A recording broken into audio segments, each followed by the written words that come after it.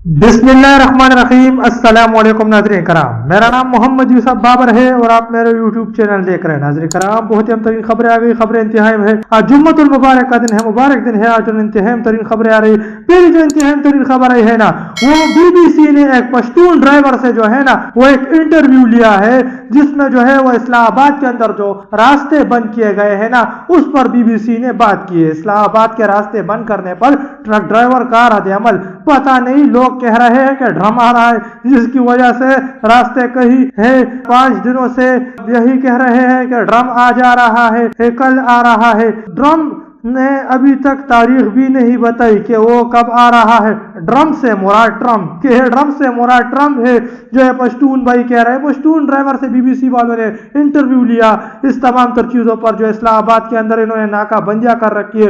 पूरे इस्लामाबाद को जो है ना वो इन लोगों ने क्या से क्या बना दिया है। इस्लामाबाद को जो है ना वो वहाँ पर दफ़ा 144 नाफिज कर रखा है एक किस्म से, और वहाँ इस्लामाबाद के अंदर कर्फ्यू का माहौल बना दिया, जिस पर जो एक पश्तून ड्राइवर से BBC ने इंटरव्यू लिया कि आप इस पर क्या कहते हैं, क्योंकि तमाम तर लोग जो है ना उनके कारोबार रुके हुए जो वहाँ काम करते हैं, ट्रक्स वगैरह चाहे। तो एक truck driver, Pashtun truck driver था, उससे इंटरव्यू जिसमें उन्होंने कहा कि पता नहीं ड्रम आ रहा है, ड्रम को ड्रम कहा गया, ड्रम आ रहा है। तो इस ड्रम की वजह से जो है ना वो मतलब तमाम तर रास्ते बंद है। हालांकि इस पर कल मैंने आपके साथ खबरें शेयर की थी कि कल रद्द-ए-अमल जो है ना इन तमाम तर चीज़ों पर वो दिया गया था कि रास्ते खोल दिए जाए, रास्ते बंद ना किए जाए, आवाम को तकलीफ में ना डाला जाए। इस पर कल मैंने आपके साथ खबरें शेयर की थी कि इस तमाम तर चीज़ों पर मतलब अमेरिका ने भी रद्द-ए-अमल दिया था।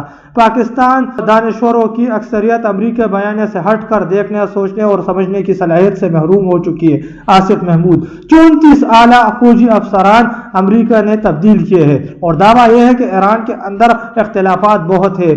मुआवजे की बात ट्रम्प की हो रही है, और दावा यह है कि ईरान में क़यादत में इख्तिलाफात बहुत है। न्यूक्लियर कोड मांगने और फौज की तरफ से इनकार की बात अमेरिका में निकली है, लेकिन दावा यह है कि पासदारान इनकलाब और ईरान हुकूमत एक पेज पर नहीं है। ये तमाम तर चीज़ें देखिए अमेरिका के अंदर हो रही, लेकिन दावे जो है ना वो तमाम तर चीज़ों के वो ईरान पर किए जा रहे हैं। अहदाफ सारे अमेरिका के नाकाम हुए, लेकिन दावा यह है कि ईरान हार गया है। दुनिया में मिन्नतें अमेरिका ने की है कि फला मेरा साथ दे और प्लीज फला तुम भी मेरा साथ दो। जब जब दहाई दी अमेरिका ने दी, लेकिन दावा यह है कि ईरान को शिकस्त हो गई है। सफेद फार्म तहजीब की बदतरीन जुनून ने दुनिया बर्बाद कर दी है, लेकिन ताना यह है कि ईरान को अपने तहजीब पर बड़ा मान है और वो कोई बात मान नहीं रहा।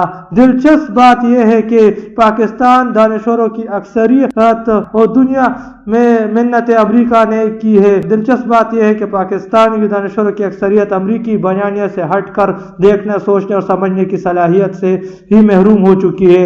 इसका ख्याल है कि जो करता है अमेरिका करता है और अमेरिका ही दुरुस्त करता है, बाकी सब गलत है। आसिफ महमूद साहब की जानब से तहरीर लिखी गई है। यह दिलचस्प बात यह है कि पाकिस्तान दानिशवरों की जो अक्सरियत है वो अमेरिकी बयान से हट कर देखने, सोचने और समझने की सलाहियत से ही महरूम है। वो तमाम तर दानिशवर जो है ना वो यही सोच रहे, जो बिके हुए दानिशवर है तमाम, वो यही सोच रहे कि अमेरिका जो कुछ करता है वो सही करता है, अमेरिका के करने की जो तमाम तर चीजें वो सही है। अमेरिका देखिए अपने मफादात के लिए काम करता है, हमेशा अपने मफाद को देखता है, जबकि पाकिस्तान जो है ना वो अमेरिका के चाल में आकर हमेशा बिक जाता है। और अमेरिका क्या कुछ कर रहा है वो हमारे सामने है। अमेरिका देखिए, अमेरिका अपने मफाद को देखता है, जबकि जो एस्टेब्लिशमेंट है ना वो अपने मफाद को देखती है, अपने मुल्क के मफाद को नहीं देखती। अमेरिका अपने मुल्क के मफाद को देखता है, जबकि एस्टेब्लिशमेंट अपने चंद जो पिट्टू लोग है ना वो अपने मफाद को देखते हैं, जिससे पूरा मुल्क की जो है मुआशियत दव पर लग जाती है। और इस वक्त भी पूरे मुल्क की मुआशियत दव पर लगे हुए।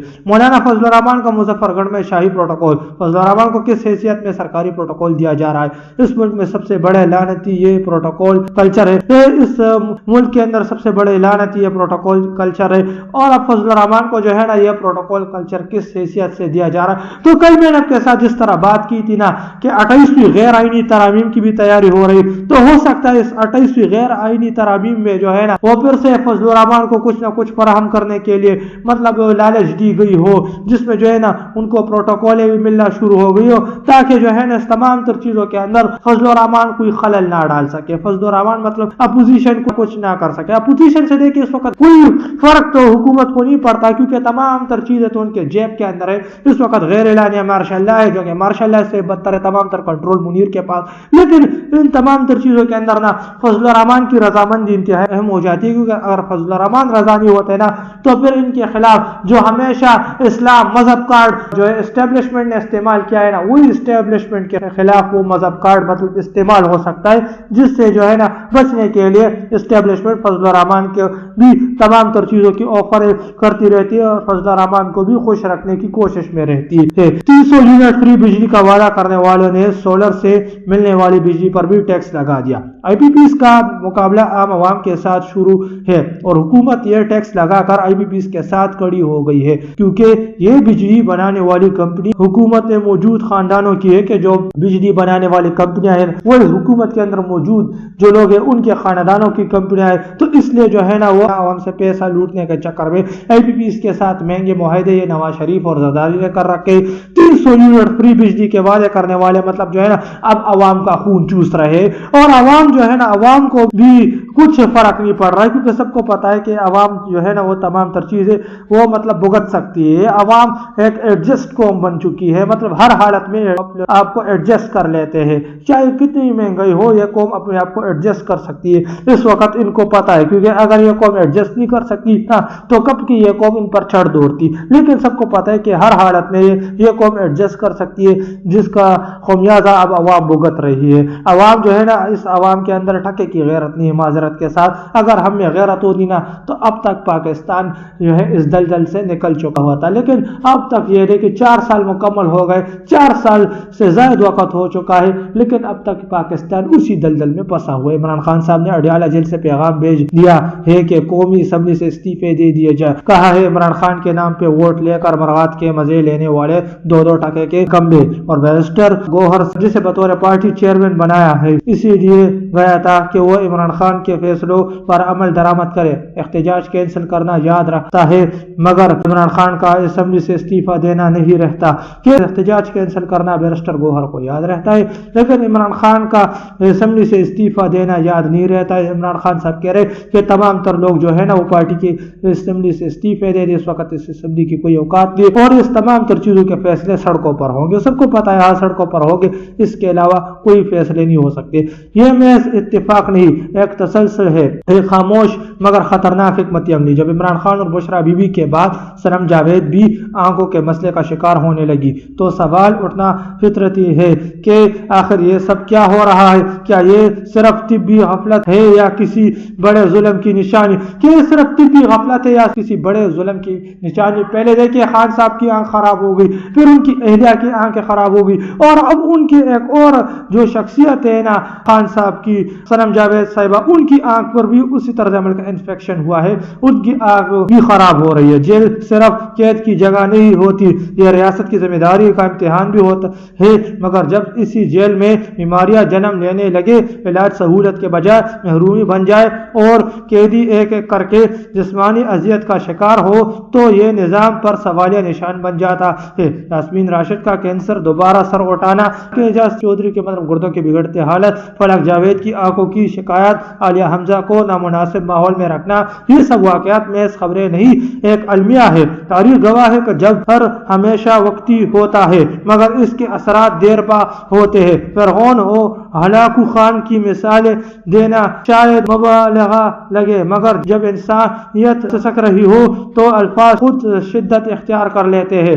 یہ وقت خاموش رہنے کا نہیں, یہ وقت سوال کرنے کا ہے, یہ وقت انسانیت کے حق میں کڑے ہونے کا ہے کیونکہ جب ظلم حد سے بڑھ جائے تو خاموشی بھی جرم بن جاتی ہے. جب ظلم حد سے بڑھ جائے تو خاموشی بھی جرم بن جاتی ہے. وہ کہتے ہیں کہ جب ظلم حد سے بڑھ جاتا ہے تو مٹ جاتا ہے. تو کیسے مٹ جاتا ہے کہ عوام اٹھتی ہے اور عوام ان پر چڑھ دوڑتی ہے تبھی مٹتا ہے. مطلب جب ظلم حد سے بڑھ جاتا ہے نا تو ریاکشن آتا ہے, رد عمل آتا ہے اور اس رد عمل کے بدلے میں وہ مطلب ظلم ختم ہو جاتا ہے. لیکن اس وقت عوام کوئی رد عمل نہیں دے رہی, عوام خاموش تماشائی بن بیٹھی ہے اور ان کی اسی بے غیرتی کی وجہ سے معذرت کے ساتھ میں کہہ رہا ہوں، عوام کی ہم لوگوں کی اسی بےغیرتی کی وجہ سے نا یہ تمام تر لوگ ہم پر جو ہے نا وہ مست ہو گئے ہیں، مستی انہیں چڑھی ہوئی ہے۔ تو یہ مستی کیسے اتار جا سکتی ہے کہ عوام و ٹین پر چڑھ دوڑے، اس کے علاوہ کوئی چارہ نہیں۔ دیکھیے اور یہ تمام تر چیزیں واضح بھی ہو رہی ہے، یہ انفیکشن کا جو معاملہ ہے، تمام تر چیزیں کہ پہلے خان صاحب کی آنکھ خراب، پھر ان کی اہلیہ کی آنکھ خراب، اور اب خبریں آتی ہے